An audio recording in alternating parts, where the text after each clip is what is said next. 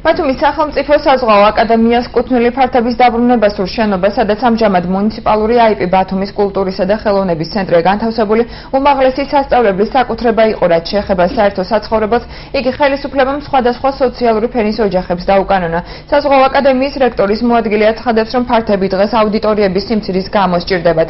ირაკლი კაცაძე ასევე აღნიშნავს, რომ უცხოელების მოწვევისას ერთ-ერთი უმნიშვნელოვანესი ხელშემშლელი ფაქტორი სწორედ საცხოვრებლისა და კვების ობიექტის არარსებობა.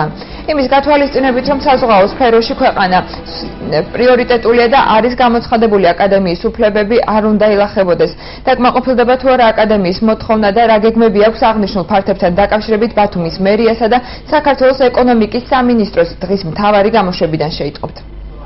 ჩვენ არასდროს არ ქონია არც მერიასთან, არც საკრებულოსთან არ არის კონფლიქტური სიტუაცია და პირიქით თანამშრომლობთ, მაგრამ ისე მოხდა, რომ მერიის ბალანსზე ამ წუთას სააქტო დარბაზი, სადაც აუდიტორიებიც იყო, სასადილოც იყო და უცხოელები თუ ჩამოდიან, პირველი მოთხოვნა არის საცხოვრებელი და ასე ვთქვათ, კვება.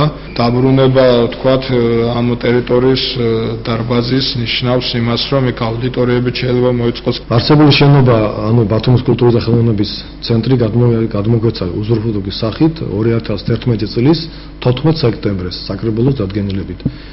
მას შემდეგ რაც აქ გადმოვედით, კოსმეტიკური რემონტი ჩაუტარდა რამდენიმე ოთახს, სამუშაო ოთახს, სადაც გადიან რეპეტიციას ვოკალური და კამერული ჩვენი ქალთა ანსამბლები. ვიცით, რომ ითხოვს აკადემიის დაბრუნებას, თუ კი გადაწყვეტა ეს და თუ დარჩება ეს შენობა, იმიტომ რომ ჩვენ კარგია ჩვენთვის, გამოსადეგია ეს დარბაზი არის 600 კაცის გათვალისწინებულ მაყურებელზე, 600 მაყურებელზე, არ ვიცი ახლა ეს კომეტოდური მე არ ვარ ახლა საბოლოოდ რო გითხრათ.